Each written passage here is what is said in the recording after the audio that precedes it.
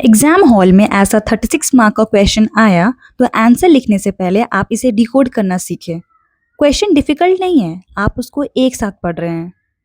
मैं आपको दिखाती हूँ एग्जामिनर ने इस क्वेश्चन को एक्चुअली कैसे तोड़ रखा है। क्वेश्चन को एक बार में मत पढ़ो, इसको 5 टुकड़ों में हम लोग तोड़ते हैं। सबसे पहला, जो इंडियन स्पेस पॉलिसी है, ओपन किया है flood gates for the private sector. इसका सिंपल मीनिंग ये है कि पहले इंडिया का स्पेस सेक्टर जो था ना, वो लार्जली इसरो द्वारा लेड था। 2023 स्पेस पॉलिसी के बाद प्राइवेट कंपनीज को स्पेस एक्टिविटी में ज्यादा रोल मिला है। इसके बारे में हम लोग पढ़ते भी है करंट अफेयर्स में। सो एग्जामिनर कह रहा है कि प्राइवेट सेक्टर को स्पेस सेक्टर में एंट्री मिली। ठीक है, तो इसका इम्पैक्ट क्या हुआ? क्या वो सिर्फ टेक्नोलॉजिकल डेवलपमेंट तक है और कुछ क्वालिटेटिव ट्रांसफॉर्मेशन हुआ है इंडिया के कैपेबिलिटीज में नेशनल सिक्योरिटी, डिजास्टर रिस्पॉन्स और बॉर्डर मैनेजमेंट के लिए?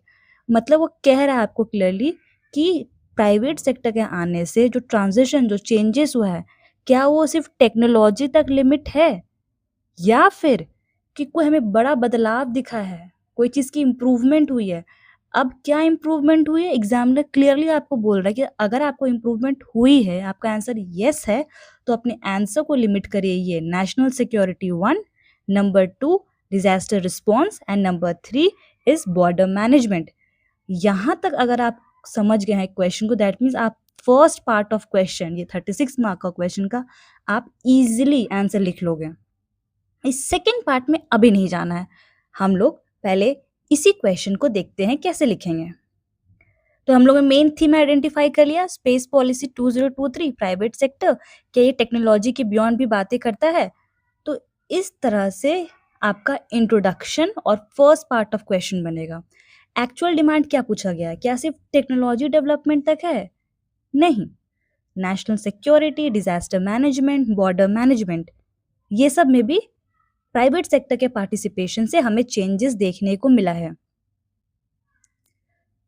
ये 3 के अलावा आप चाहे तो वैल्यू एडिशन के लिए 1 से 2 पॉइंट और एक्स्ट्रा अपने तरफ से ऐड कर सकते हैं।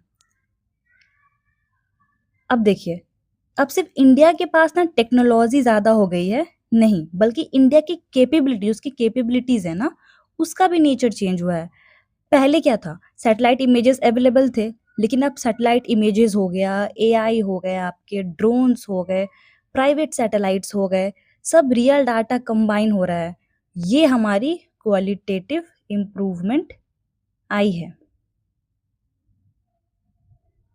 अब एग्जामिनर ने 3 एग्जांपल्स दिए हैं, देखिए।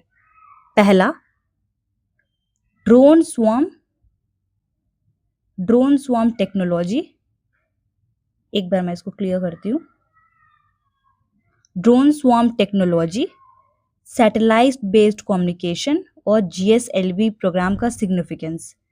हिंदी वाले बच्चों के लिए, ड्रोन स्वार्म प्रौद्योगिकी, मुझे हिंदी, मेरी प्रोनाउंसिएशन बहुत ही थोड़ी खराब है, इसलिए मैं इंग्लिश मीडियम ज़्यादा प्रेफर करती हूँ, बट कोई बात नहीं है, मैं इसमें हिंदी में ही बोल रही हूँ, आप लोग भी अपने आंसर को समझ के लिख सकते हैं। तो आप अपना क्वेश्चन यहाँ से देख लीजिएगा। उपग्रह आधारित संचार की सुरक्षा जीएसएलवी कार्यक्रम के सामरिक महत्व के संदर्भ में। तो बेसिकली ये 3, ड्रोन, उपग्रह और जीएसएलवी, ये 3 आपका सेकेंड पार्ट ऑफ क्वेश्चन का मेन बॉडी बनेगा आपके आंसर का। तो आपको भी ऐसे लिखना है। 3 की एरिया ने एग्जामिनर ने दे दिया है। ड्रोन स्वार्म्स आप लिखोगे। अच्छा, ड्रोन स्वार्म्स क्या होता है? इसका आपको ज्यादा टेंशन नहीं लेना। मैं ड्रोन स्वार्म सोचिए ना, ड्रोन मतलब सिंगल ड्रोन नहीं, कम से कम बहुत सारे ड्रोन्स साथ में काम कर रहे हैं, तो उसका क्या फायदा होता है? तो बॉर्डर सर्विलियंस, बॉर्डर पे निगरानी रखने पे हमें काम आता है। डिजास्टर में कोई काम हुआ, मान लीजिए फ्लड रिलीफ, जैसे भी असम में फ्लड आया, तो कुछ आपको पल्सेस या कुछ भी आपको फूड पहुंचाना है, पैक्ड फूड्स पहुंचाना है, ब्रेड पहुंचाना है, आटा देना है, पानी प्रोवाइड कराना है, तो उसमें ड्रोन्स आपको काम आ रहा है। या फिर अगर सिक्योरिटी के पर्पज़ से देखें, किसी का ड्रोन अटैक, जैसे रशिया यूक्रेन वॉर हुआ था, हो रहा है इनफैक्ट, और आपका इज़राइल ईरान वॉर, तो ड्रोन जो उड़ते हुए अपने देश में किसी देश में आ रहा है, तो उसको टैकल करने के लिए ड्रोन स्वॉर्म्स इम्पोर्टेंट है। तो कैसे ये टेक्नोलॉजी हम लोग किससे रिलेट कर दिए? बॉर्डर से रिलेट कर दिए, अपने डिफेंस से, सिक्योरिटी से, ह्यूमैनिटेरियन वर्क से रिलेट कर दिए। सेकंड पार्ट जो यहाँ बोला है सैटेलाइट कम्युनिकेशन, मतलब उपग्रह आधारित संचार की सुरक्षा। सैटेलाइट कम्युनिकेशन से क्या होता है? हम लोगों ने एक आंसर भी लिखा था शॉर्ट क्वेश्चन पे, जहाँ आप लोगों ने बहुत ही बेहतरीन आंसर लिख के दिया था कि डिजास्टर रिस्पॉन्स में काम आ रहा है, साइबर सिक्योरिटी में सैटेलाइट यूज हो रहा है, मिलिट्री कम्युनिकेशन पे कि मिलिट्री अब ईजिली, जो उनके पीछे कोऑर्डिनेशन की प्रॉब्लम थी, सैटेलाइट कम्युनिकेशन से वो ईजी होते जा रही है ना? एंटी जैमिंग में काम आता है ये, जब भी कोई एग्जाम हो रहा है तो वहाँ पे देखते हैं ना जैमर लग जाता है। तो ये हमारा डिमांड था, you can add examples in it. Third था हमारा क्या? GSLV, जियो सिंक्रोनस सैटेलाइट लॉन्च व्हीकल। अब आपको इसके बारे में लिखना है। जब आप लोग साइंस एंड टेक की प्रिपरेशन करते हैं, आपको पता है ये जो टॉपिक है सैटेलाइट्स वाले कितने रिपीटेड टॉपिक्स है। अगर आप उसके बाद भी नहीं करके जाते हैं तो ये आपकी गलती होगी, आपको प्रिपेयर्ड रहना है। तो GSLV के बारे में आप क्या लिखोगे? GSL बेसिकली लॉन्च व्हीकल है ना?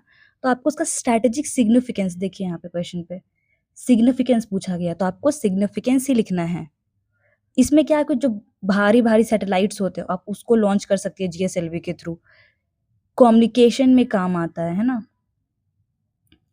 ये कम्युनिकेशन पे काम आता है। प्लस स्ट्रैटेजिक ऑटोनॉमी, ये कीवर्ड है, मतलब हमें फॉरेन पे डिपेंडेंस कम करेगा।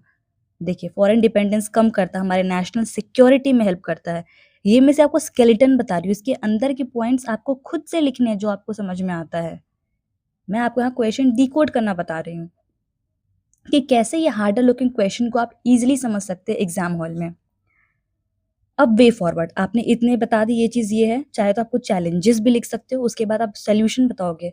लॉन्ग क्वेश्चन में आप वे फॉरवर्ड में क्या लिखोगे?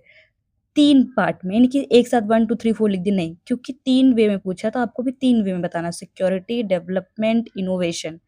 क्यों हम लोगों ने सिक्योरिटी, डेवलपमेंट, इनोवेशन चूज़ किया है? क्वेश्चन पे आइए, यहाँ क्या लिखा है? Security, development, innovation, strategy.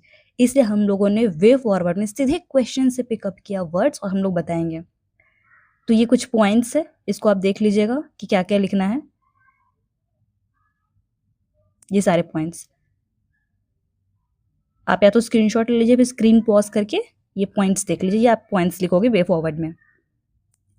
अब आपका फाइनल आंसर स्केलेटन कैसे होगा? सबसे पहले आपका जाएगा इंट्रो, ये आपका BPSC का पेज है, यहाँ तक आपका क्वेश्चन लिखा रहता है इंग्लिश, हिंदी, तो आपके पास इतना ही जगह बचता है पहले पेज में। पहले पेज में आपका चला गया यहाँ पे इंट्रो, फर्स्ट पेज डन। 5 से 6 पेज में 36 है तो आप 5 पेज यूज़ करिए, 5 पेज आपका आंसर हो जाना चाहिए। सेकंड पेज में क्या आएगा? क्या इम्पैक्ट है स्पेस पॉलिसी का, मतलब प्राइवेट सेक्टर आया है, क्या इम्पैक्ट है? क्या सिर्फ टेक्नोलॉजिकल इम्पैक्ट हुआ है? नहीं, अभी हम लोगों ने ऊपर पढ़ा कि ये सारे इम्पैक्ट्स भी है। ये दोनों मिला के आपका 2 पेजेस चल जाएगा, या 1.5 पेज कह सकते हैं। उसके बाद सेकंड पार्ट ऑफ क्वेश्चन में पूछा था ये drone swarm, satellite communication, GSLV, इसको आप लिखिए 1.5 पेज में। और थर्ड आपका क्या आ गया? वे फॉरवर्ड, सॉरी फोर्थ आपका क्या आ गया? Way forward, security, development, innovation, ये आ गया आपका 1 पेज में। और फिर कंक्लूजन, एंड। तो कितने पेजेस हुए? 3, 4, 5, 6 पेजेस हुए हैं। लेकिन जब आप आंसर लिखने बैठोगे तो आपको कुछ पॉइंट्स होता है ना, भूल रहे होगे, तो लगभग 5 से 6 पेज में आपका आंसर हो जाना चाहिए। अब वापस से इस क्वेश्चन को देखिए, क्या अब आपको क्वेश्चन समझ में आ रहा है? न्यू इंडियन स्पेस पॉलिसी ने फ्लड गेट्स, मतलब बहुत ही अपॉर्चुनिटीज निकाल के रखी है प्राइवेट सेक्टर के लिए, हमें समझ में आ गया। देखिए अब वापस से पूरा क्वेश्चन पढ़िए, अब कितना आसान लग रहा है ये क्वेश्चन। तो ऐसे ही आपको एग्जाम में डिकोड करना आना चाहिए, और उसके बाद आप आंसर लिख लोगे। आई होप आपको ये वीडियो से समझ में आया होगा कि answer writing science and technology की कैसे करनी है। अपडेटेड रहने के लिए मेरे चैनल को सब्सक्राइब करें, इंस्टाग्राम पे फॉलो करें। Thank you.